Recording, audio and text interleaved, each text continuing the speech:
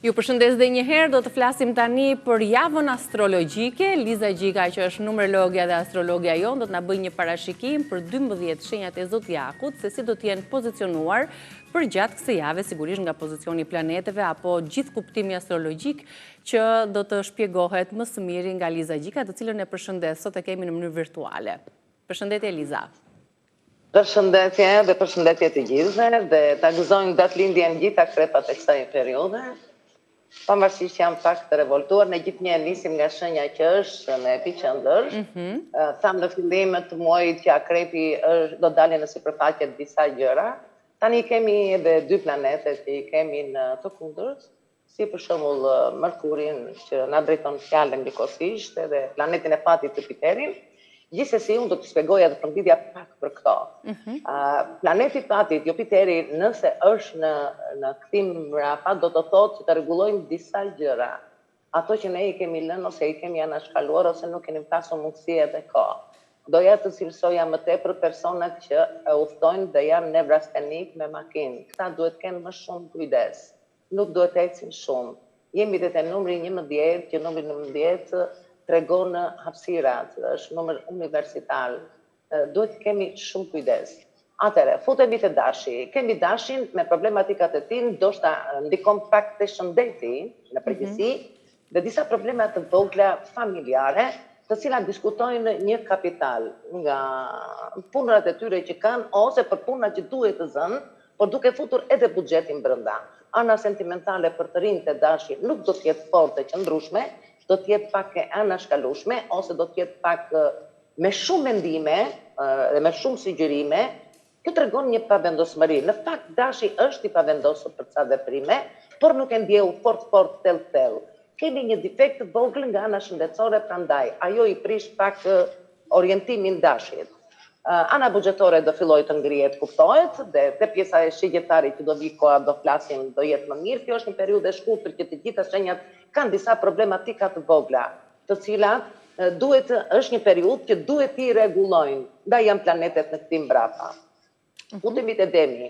Dhe këtu tingëllon më tepër ana ekonomike, e cila është në ngritje, me negociata me antar të rinj ose me njerëz të rinj në fusha të ndryshme për plan projektet e tyre. Dikush e ka kapur veten shumë mirë dhe fillon të zgjerojë planin e vet. Dikush është në hapat e para dhe të reja për këtë gjë. Mund të kemi ca flirte dhe lidhje të reja, meqense jemi dhe tek akrepi dhe përballë, domethënë kemi Demin dhe jemi shumë të entuziazmuar nga ana sentimentale. Të kenë kujdes, mos të hedhin në hapa të shpejta dhe të nxituara, të japin pak kohë vetes, se ka mundësi që të bëhen edhe pishmend. Por planeti Jupiteri që është në kthim mbrapa tregon nëse ngonjë dem, dash apo të gjitha shenjat ka lënë diçka mbrapa nga ana sentimentale të pambaruar ose të ardhur në mendje që bëra gabim dhe kalova, kthehet për të rregulluar. Kështu që ne kthehemi mbrapa o te ishat o tek ata që ishte një flirt i bukur po u shkëput. E kuptoni, jemi në rregullim me sipër në mbrapa skene, mbrapa vetes, duke menduar që të prit edhe një herë. Atëherë, Jupiteri na jep një shans të dytë. Nëse kemi një shans, ky është një shans i dytë që të vjen. Prandaj janë shumë të lumtur ata persona që qëndrojnë me shigjetarin. Shpesh se kanë Jupiterin e tyre që është larg famës edhe shpresa të mëdha. Gjithnjë i jep këshillat dhorean. Po ka një edhe nuk i dëgjojnë. Ka njerëz që paguajnë dhe prap nuk i dëgjojnë këto këshilla. Kështu që e dëgjoni Jupiterin, ç'a vjen dhe ç'a thot. Jo më kot vjen për të rregulluar këtë gjendje ose këtë situatë. Futemi te binjakët, pika e parë e binjakëve do jetë pak shëndeti, rruga e frymarrjes. Kush ka teroidet edhe këto do ketë këto probleme të vogla, por janë kalimtare që të gjitha.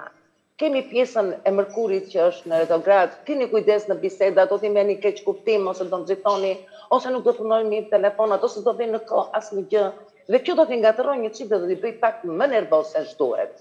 Disa probleme të vogla, të cilat ishin të mbartura në familje, çështje ekonomike nga e kaluara, fillojnë dhe rregullohen, pavarësisht nervozizmit që është dhe ngarkesës që ka, ose në duket që është tepër i ngarkuar, binjakët. Atëre, futemi te Gaforia. Gaforia është shumë e trazuar. Disa mundësi të mira i kanë kaluar nga duar. Në periudat më tutje kur ishim, kur flisnim më përpara se akrepi, duke menduar që mund të rregulloheshin disa gjëra. Po, është e vërtet, është një periudhë që vjen duke rregulluar disa gjëra.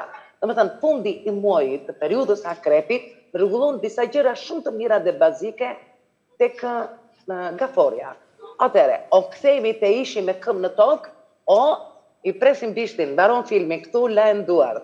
Prandaj gaforja ka marrë masa shumë të fuqishme dhe mjaft të guximshme, të cilat rrallë herë riskon për këto gjëra, sidomos nga anës sentimentale. Ana ekonomike do jetë në ngritje, do kemi punëra të ndryshme me mbi ngarkesa shumë të mëdha, për të shpëtuar kësaj trusnisë të mendimeve të forta, do preferonte më tepër që të punonte, të ishte në punë, që ta kalonte këtë stres shumë të madh. Futemi te Luani. Kemi Luani me disa rregullime, pavarësisht që kanë qenë komplikuar, me ankesa probleme. Tani jetë të gjithë luanët, kuptohet të disa, më të shumtit e rasteve, luanët kanë qenë shumë të komplikuar. Si në humbje para, si në humbje anën sentimentale, nga gabimet e veta që ka bërë.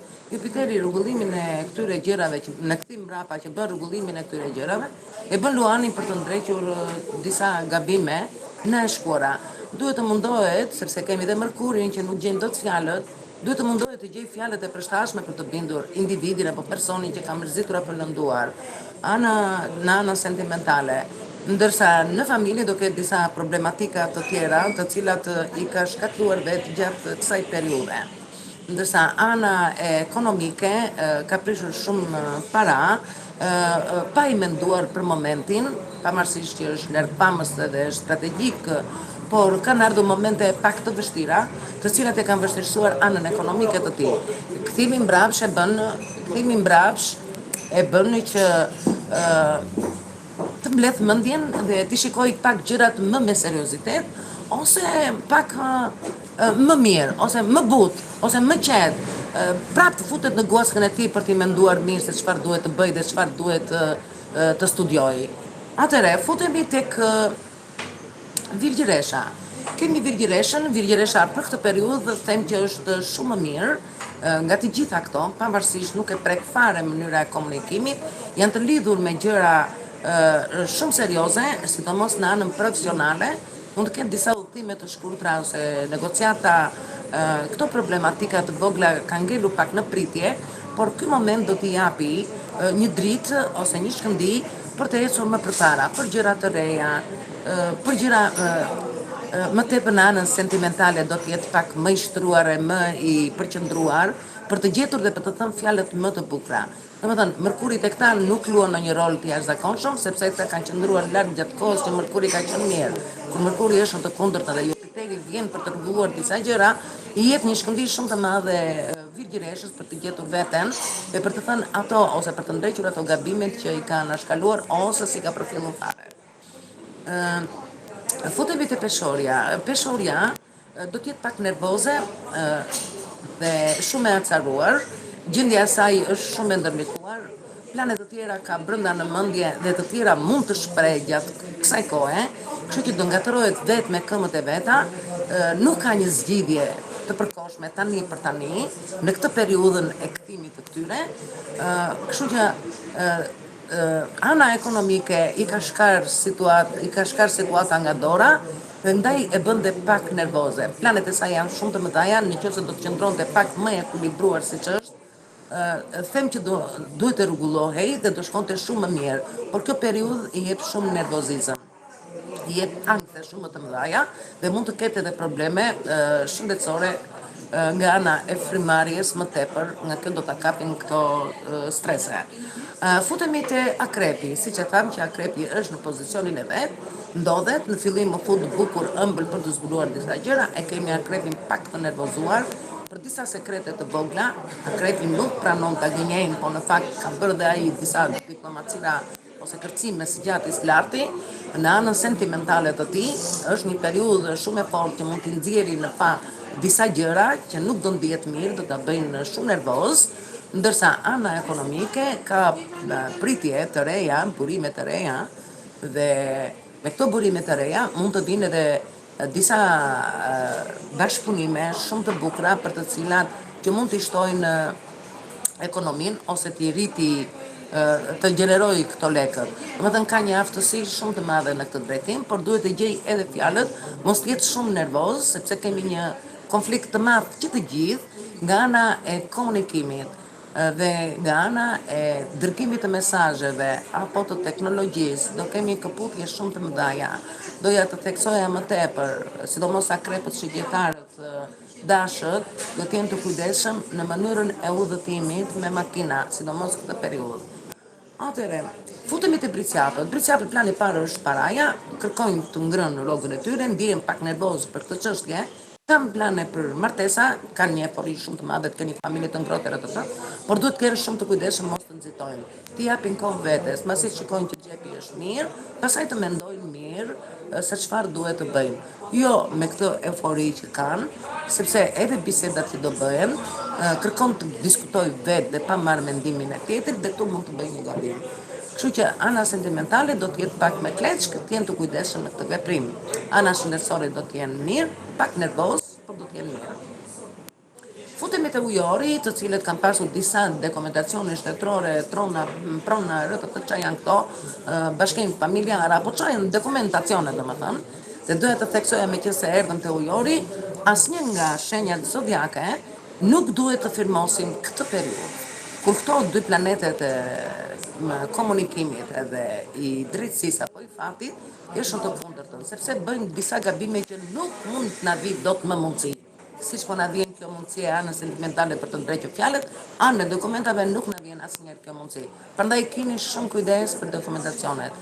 Më kujtua kjo sepse te ujori kemi shumë gjëra, të cilat që presin disa dokumenta shkolle, dokumenta pune, dokumenta bashkimi e gjëra të tilla, ose me gjëra të tjera gjyqësore çfarë janë këto.